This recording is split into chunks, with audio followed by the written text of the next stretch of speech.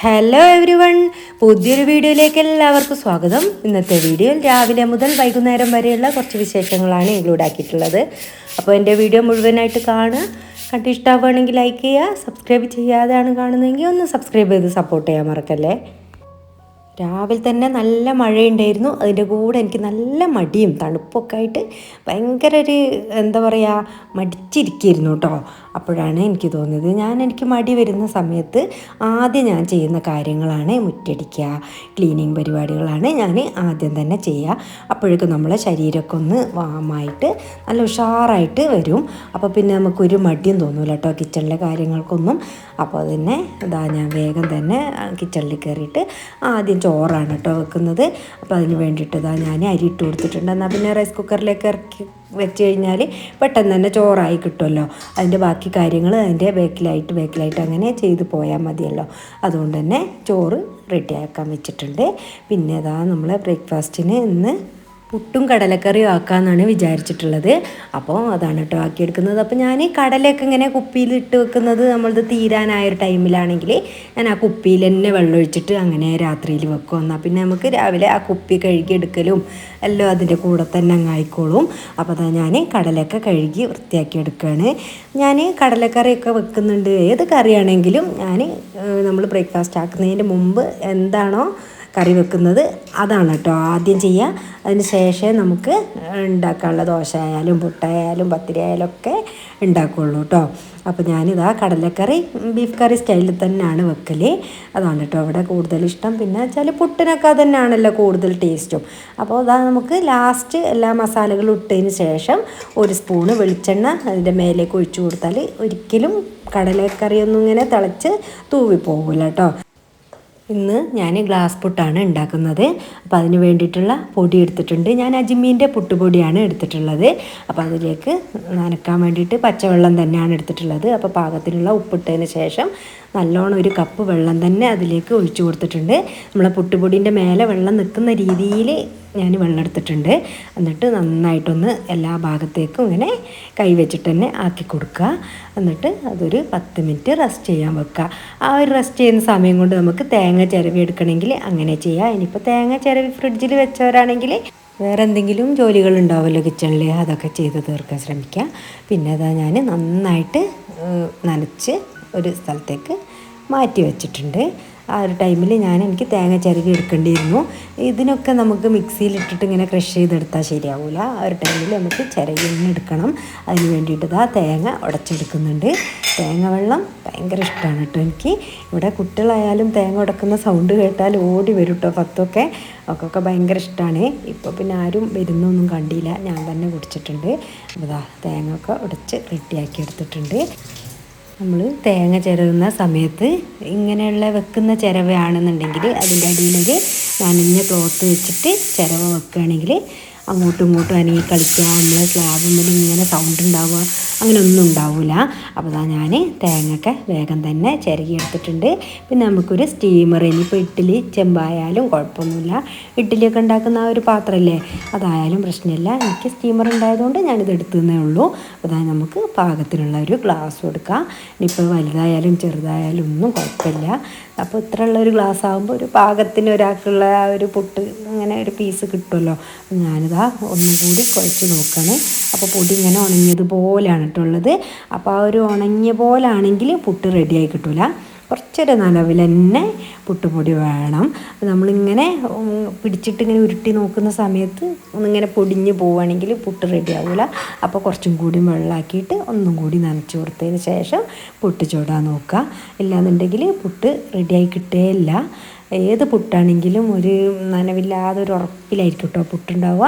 അപ്പോൾ ഒരു സോഫ്റ്റ്നെസ് കിട്ടാൻ വേണ്ടിയിട്ട് നല്ല നനവ് തന്നെ പുട്ടിന് വേണം. അപ്പോൾ അതിന് വേണ്ടിയിട്ട് ഞാൻ ആദ്യം തേങ്ങ ഇട്ട് കൊടുത്തിട്ടുണ്ട്. പിന്നെ പുട്ടുപൊടിയും അതിൽ നിറച്ചിട്ട് ഇങ്ങനെ ഒന്ന് പ്രസ് ചെയ്ത് കൊടുക്കണം. എന്നാൽ തന്നെ നമ്മൾ ആ ഒരു ഗ്ലാസ് പുട്ട് റെഡിയായി കിട്ടുള്ളൂ.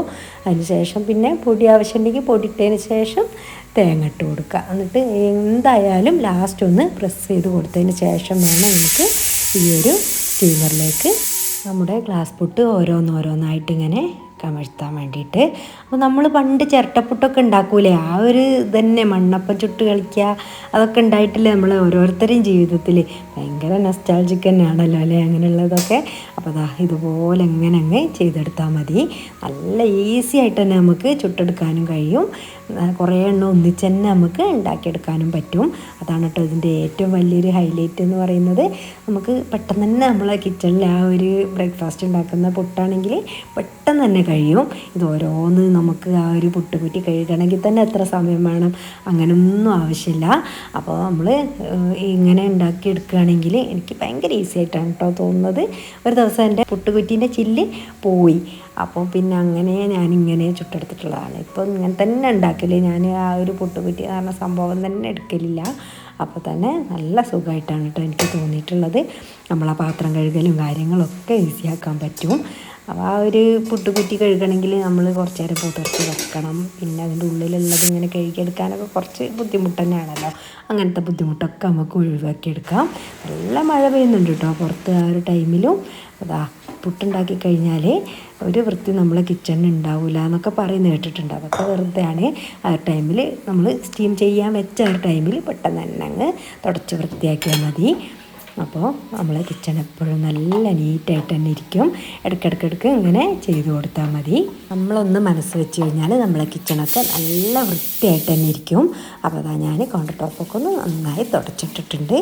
പിന്നെ അതാ ഞാൻ റേഷൻ അരി കൊണ്ട് ചോറ് വെക്കുകയാണെങ്കിൽ ഇങ്ങനെയാണ് കേട്ടോ ചെയ്യുക. ചോറ് വെന്തതിന് ശേഷം അതിലുള്ള ആ ഒരു ഫസ്റ്റത്തെ വെള്ളമല്ലേ, അതൊക്കെ ഒന്ന് മാറ്റി 2-3 പ്രാവശ്യം പച്ചവെള്ളം ഒഴിച്ചിട്ട് ഇങ്ങനെ ആക്കിയെടുക്കും. എന്നാൽ പിന്നെ ഒന്നുമേൽ ഒട്ടാത്ത നല്ല ചോറ് നമുക്ക് കിട്ടും കേട്ടോ. ഇല്ലാന്നുണ്ടെങ്കിൽ റേഷൻ അരി ആകുമ്പോൾ നമുക്ക് അങ്ങനെ ഊറ്റി വെച്ച് കഴിഞ്ഞാൽ ഒട്ടുന്ന ചോറായിരിക്കും ഉണ്ടാവുക. ഞാൻ റൈസ് കുക്കറിൽ വെക്കുമ്പോൾ ഒരു 20 മിനിറ്റോളാണ് വേവിക്കൽ. ഒരു 15 മിനിറ്റോളം ആയതിന് ശേഷം നമ്മളിങ്ങനെ എടുത്ത് ചെയ്തിട്ട് പച്ചവെള്ളം ആക്കിയതിന് ശേഷം ഊറ്റി വെക്കുകയാണെങ്കിൽ ഒന്നുമേൽ ഒട്ടാത്ത നല്ല ചോറ് കിട്ടും. അപ്പോൾ അതാണ് കേട്ടോ ചെയ്യുന്നത്. ആ ഒരു ടൈമിലും പുറത്ത് നല്ല മഴ പെയ്യുന്നുണ്ട്. അപ്പോൾ കുട്ടികൾക്ക് സ്കൂളിലൊക്കെ പോകുമ്പോൾ നമുക്ക് പാവം തോന്നില്ല ഇങ്ങനെ മഴ പെയ്യുമ്പോൾ. കുട്ടികൾ എപ്പോഴേക്കും നമ്മളെ പുട്ട് റെഡിയായി കിട്ടിയിട്ടുണ്ട്. പിന്നെ പുട്ട് ഞാനിങ്ങനെയാണ് കേട്ടോ റിമൂവ് ചെയ്യൽ. ഒരു പ്ലക്കർ എടുത്തിട്ട് അങ്ങനെ നമ്മളെ കാസറോളിലേക്ക് വെച്ച് കൊടുക്കും. അപ്പോൾ നല്ലതായി കിട്ടും. അല്ലാതെ നല്ല ചൂടായിരിക്കുമല്ലോ നമ്മൾ കൈ കൊണ്ട് എടുക്കുമ്പോൾ. ഇങ്ങനെ ചെയ്യുകയാണെങ്കിൽ പെട്ടെന്ന് തന്നെ നമ്മൾ ബ്രേക്ക്ഫാസ്റ്റ് റെഡിയായി. ഇനി നമുക്ക് കടലക്കറി വറവിടാനാണുള്ളത്. അപ്പോൾ ചോറും ആയിട്ടുണ്ട്, കടലക്കറി ആയിട്ടുണ്ട്, നമ്മളെ പുട്ടുമായിട്ടുണ്ട്. അപ്പോൾ ആ ചായക്കും അപ്പുറത്ത് വെച്ച് കൊടുത്തിട്ടുണ്ട്. അങ്ങനെ ഇതാ നമ്മളെ കടലക്കറി വറവിടാൻ വേണ്ടിയിട്ട് ഞാനിതാ കുറച്ച് ചെറിയുള്ളിയാണ് കട്ട് ചെയ്തെടുത്തിട്ടുള്ളത്. അപ്പോൾ അത് വെളിച്ചെണ്ണ ഒഴിച്ചതിന് ശേഷം അതിലേക്ക് ഇട്ട് കൊടുത്തിട്ടുണ്ട്. അത് നന്നായിട്ടൊന്ന് ബ്രൗൺ കളറായി വരുന്ന സമയത്ത് കറിവേപ്പില ഇട്ട് കൊടുക്കും. അങ്ങനെയാണ്. അപ്പോൾ പെട്ടെന്ന് തന്നെ ആവശ്യപ്പെട്ടാണ് കടലക്കറി. നല്ല ടേസ്റ്റാണ് കേട്ടോ കടലക്കറി ഇങ്ങനെ വെക്കുന്ന സമയത്ത്.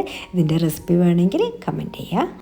ഈ ഒരു കറിൻ്റെ റെസിപ്പിയൊക്കെ ഞാൻ മുമ്പ് ചെയ്തിട്ടുണ്ട്. അതാണ് ഞാനിതിൽ ഈ ഒരു കറിൻ്റെ റെസിപ്പി ഉൾപ്പെടുത്താതിരുന്നത്. മല്ലിയിലൊക്കെ നമ്മളെ വയറിന് നല്ലതാണല്ലോ. അപ്പോൾ അധിക കറികളിലും ഞാൻ മല്ലിയില ഇടാറുണ്ട്. അപ്പോഴേക്കും ഇതാ ഫത്തുവിൻ്റെ വണ്ടി വന്നിട്ടുണ്ട്. അപ്പോൾ അവളെ വണ്ടിയിൽ കയറ്റി കൊടുക്കാൻ വേണ്ടിയിട്ട് പോവുകയാണ്. മക്കൾ പോകുന്ന ആ ഒരു ടൈം ആകുമ്പോഴേക്കും നമുക്ക് നല്ലൊരു എനർജി തന്നെ വേണമല്ലോ അല്ലേ. അങ്ങോട്ടോടി ഇങ്ങോട്ടോടി എത്ര ഒരുക്കി വെച്ചാലും അങ്ങനെ തന്നെ ആയിരിക്കും അല്ലേ.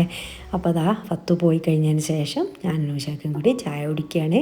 അപ്പോൾ എനിക്ക് പുട്ടിന് പഴവും പഞ്ചസാരയും തന്നെയാണ് കേട്ടോ ഇഷ്ടം. ഇനി എത്ര നല്ല കറികളാണെങ്കിലും എനിക്ക് പുട്ടിന് പഴവും പഞ്ചസാരയും തന്നെ വേണം. ഇപ്പോൾ അതേത് പഴമായാലും കുഴപ്പമൊന്നുമില്ല. അപ്പോൾ അതാ ഞാൻ പുട്ടിന് പഴമൊക്കെ കൂട്ടിയിട്ട് അങ്ങനെ കഴിക്കുകയാണ്. നൂഷയ്ക്ക് കറിയും കൂട്ടിയിട്ട് കഴിക്കുന്നുണ്ട്. അപ്പോൾ അതാ നമ്മൾ രണ്ടാളും കൂടി അങ്ങനെ കുറേ നേരം സംസാരിച്ച് അങ്ങനെ ചായ കുടിച്ചിട്ടുണ്ട്. ഒക്കെ കഴിഞ്ഞതിന് ശേഷം ആ ഒരു ടേബിളൊക്കെ തുടച്ച് വൃത്തിയാക്കുകയാണ്. അപ്പോൾ പിന്നെ ആ ഒരു ഭാഗവും ക്ലിയറായി. ഓരോ ഭാഗങ്ങളും നമ്മൾ ആ ഒരു ടൈമിൽ തന്നെ അങ്ങ് ക്ലിയറാക്കി പോന്നു കഴിഞ്ഞാൽ അങ്ങനെയുള്ള ജോലികൾ നമുക്ക് പിന്നെ പോയിട്ട് ചെയ്യേണ്ടി വരില്ല. നമ്മൾ ആ ഒരു കാര്യം മറക്കാതെ നമ്മൾ ചെയ്യണം. നമ്മൾ ചായ കുടിച്ച് കഴിഞ്ഞാൽ ആ ഒരു ടേബിള് ആ ഒരു സ്ഥലം ഒക്കെ അങ്ങ് വൃത്തിയാക്കിയിട്ടാൽ ആ ഒരു പ്രശ്നം ഉണ്ടാവില്ല കേട്ടോ. അപ്പോൾ നമ്മളെ കൗണ്ടർ ടോപ്പൊക്കെ നന്നായിട്ട് തുടച്ച് വൃത്തിയാക്കിയിട്ടാണ്. അപ്പം ഗ്ലാസ് പ്ലേറ്റ് ഇങ്ങനെയൊക്കെ വെക്കുന്ന ഒരു സ്ഥലമാണിത്. അപ്പോൾ അത് എപ്പോഴും ഞാനിങ്ങനെ നീറ്റാക്കി കൊണ്ടുപോകലാണ്. ഒരു പാത്രം കഴുകി വെക്കുന്ന ഒരു ടൈമിൽ തന്നെ നമ്മൾ സ്പൂൺ വെക്കുന്ന ഒരു പാത്രം, പിന്നെ പാത്രം വെക്കുന്ന ഒരു സ്റ്റാൻഡ് മാറ്റിയിട്ട് അങ്ങ് വെള്ളമൊക്കെ ഒന്ന് ഒപ്പിയെടുക്കും. അപ്പോൾ പിന്നെ നല്ല ക്ലീനായിട്ട് തന്നെ നമ്മളെ കിച്ചൺ ഇങ്ങനെ ഇരിക്കും കേട്ടോ. ഒരു കുറേ ടൈമിന് നമ്മൾ രാവിലെ ഫുഡ് കഴിച്ച് കഴിഞ്ഞ പാടെ തന്നെ പാത്രം കഴുകുക. എന്നാൽ പിന്നെ ഒരു കിച്ചണിലേക്ക് നമ്മൾ പിന്നെ പോകുന്ന ഒരു സമയത്ത് നല്ലൊരു പോസിറ്റീവ് എനർജി തന്നെ നമുക്ക് കിട്ടും. പിന്നെ ഞാനും നൂഷയൊക്കെ ഒന്ന് പുറത്ത് പോയിരുന്നു. അപ്പോൾ ഇന്ന് ലഞ്ച് നമ്മൾ പുറത്തുനിന്നാണ് കഴിച്ചിട്ടുള്ളത്. ബിരിയാണി റൈസും അൽഫാമൊക്കെയാണ് നമ്മൾ ഓർഡർ ചെയ്തിരുന്നത്. അപ്പോൾ അതൊക്കെ വന്നിട്ടുണ്ട്. നല്ല അടിപൊളി ഫുഡ് തന്നെയായിരുന്നു.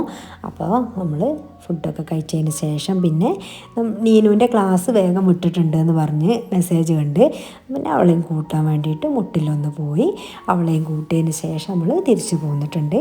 അപ്പോൾ ഇന്നത്തെ വിശേഷങ്ങൾ ഇത്രയൊക്കെയാണ്. എൻ്റെ വീഡിയോ കണ്ട് ഇഷ്ടമായിട്ടുണ്ടെങ്കിൽ ലൈക്ക് ചെയ്യുക. സബ്സ്ക്രൈബ് ചെയ്യാതാണ് കണ്ടതെങ്കിൽ ഒന്ന് സബ്സ്ക്രൈബ് ചെയ്ത് സപ്പോർട്ട് ചെയ്യാൻ മറക്കല്ലേ. നിങ്ങളുടെ വാല്യബിളായിട്ടുള്ള കമൻറ്റുകൾ എന്ത് തന്നെയായാലും ഒരു സ്മൈലി ആയിട്ടെങ്കിലും കമൻറ്റ് ബോക്സിൽ അറിയിക്കുക. നിങ്ങളുടെ ഫ്രണ്ട്സൊക്കെ ഒന്ന് ഷെയർ ചെയ്ത് കൊടുക്കുക. Thanks for watching. ബൈ.